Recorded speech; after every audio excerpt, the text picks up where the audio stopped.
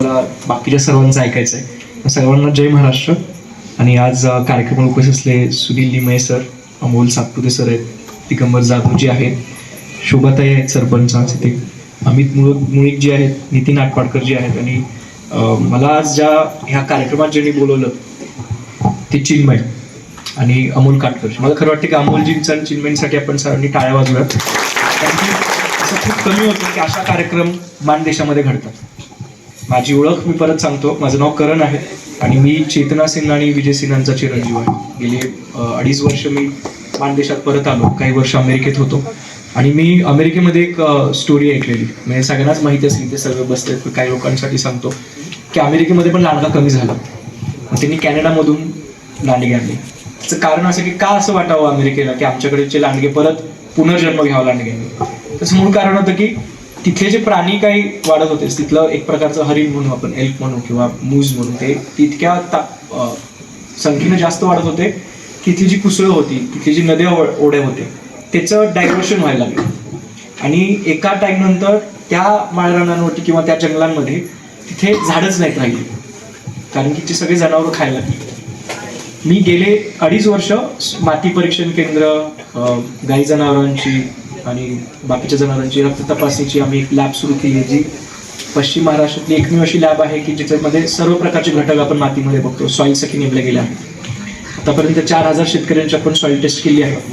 पण मला एक जाणवलं की ज्या ज्या भागामध्ये लांडगा आहे त्या भागामध्ये डाळिंब अतिशय उत्तम येतं, द्राक्ष अतिशय उत्तम येतं. आपण लहानपणी लांडग्याची कहाणी ऐकलेली की तो द्राक्ष खायला येतो आणि त्याला द्राक्ष गोड लागतात.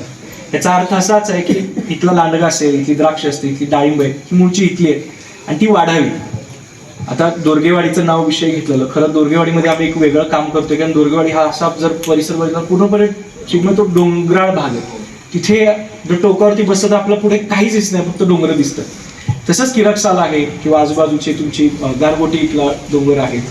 ही सर्व भाग बघितल्यानंतर मला असं वाटतं की जर चिन्मयच्या आणि अमोल काटकर यांच्या आणि सर्वच किरकसालच्या गावच्या लोकांचं जर काम पुढे घेऊन जायचं असेल तर मला वाटतं की त्याला कुठेतरी इकॉनॉमिक्स जोडलं पाहिजे. आणि जर इकॉनॉमिक्स असेल म्हणजे अर्थव्यवस्था नसेल शेतकऱ्याला, तर सगळ्यात मोठा तोटा हा होणार आहे की आपण ऊसाकडे चाललो आहोत. जसं मगाशी चिन्मय तू नाव घेतलं की आपल्याकडे किती पाऊस पडतो आणि आता किती पाऊस पडलाय ह्याची जर आपण कल्पना केली तर तो 5 ते 6 पट जास्त पाऊस पडलाय. आज माझ्या वडिलांनी काही वर्षापूर्वी ऊस लावला. माझं जितका आर्ग्युमेंट झाले, इतके वाद झाले त्याच्यावर की जिथे माळरान आहे तिथे आपण ऊस लावूच शकत नाही, जिथे कॅल्शियम कार्बोनेट तिथे ऊस लावू शकत नाही. का? कारण त्यानंतर मला आपला बिबट्या येणार. मग आता आपला बिबट्या हवाय का लांडगा हवाय आपण विचार करा, कारण बिबट्या आता माणसं पण खाऊ शकतो. तो 150 किलोचा आहे आणि लांडगा हा मला 30-40, त्या मला जास्त माहित नाही जनावरांबद्दल, चिन्मय आणि बाकीचे लोक सांगू शकतील. पण मला हा असं सतत असं वाटतं की आपण जर त्याला अर्थव्यवस्था नाही जोडली शेतकऱ्यांना, तर शेतकरी ऊस लावतील, उद्या शेतकरी मका लावतील आणि त्या ऊसांमध्ये मक्यामध्ये कधीच लांडगा येणार नाही. आणि जर लांडगा नाही येणार, त्याचा सगळ्यात मोठा दुष्परिणाम आपल्यासाठी होणार आहे की इथली जी बायोडायव्हर्सिटी आहे, तिथलं जे समीकरण आहे माळरानावरचं, ते पूर्णपणे संपून जाईल. ते का असं वाटतं मला की जर ससे नाहीत वाढले, त्यांची विष्ठा नाही तयार झाली, तर आपल्या जमिनीला फॉस्फरस मिळू शकत नाही. आणि शेळी मेंढी जर एका जागी जास्त वेळ चरत राहिली तर तिथलं ते सगळंच खाऊन टाकेल. तिच्या मनात सतत भीती असते की आजूबाजू कुठेतरी लांडगा वास येतोय, इथून निघालं पाहिजे. एका जागेवर दुसऱ्या जागेवरती जाणं, ह्याचाच अर्थ आहे की फ्री ग्रेझिंग त्याला आपण म्हणतो, ते लांडग्यांमुळे होतं. ऑर्गॅनिक कार्बन जमिनीतला वाढावा तर लांडगा तिथं असलाच पाहिजे. मला आज खरंच खूप आनंद होतो की ह्या कार्यक्रमात आपण सगळेजण एकत्र आले आहोत. मला असं वाटतं की अमोल जे आहेत, चिन्मय आहेत, बाकीचे गावातील लोक आहेत, मला असं वाटतं की तुम्हाला जेव्हा अशी मदत लागेल की मानदेशीने काहीतरी केलं पाहिजे गावासाठी, आम्ही 100% तिथे उभा राहू.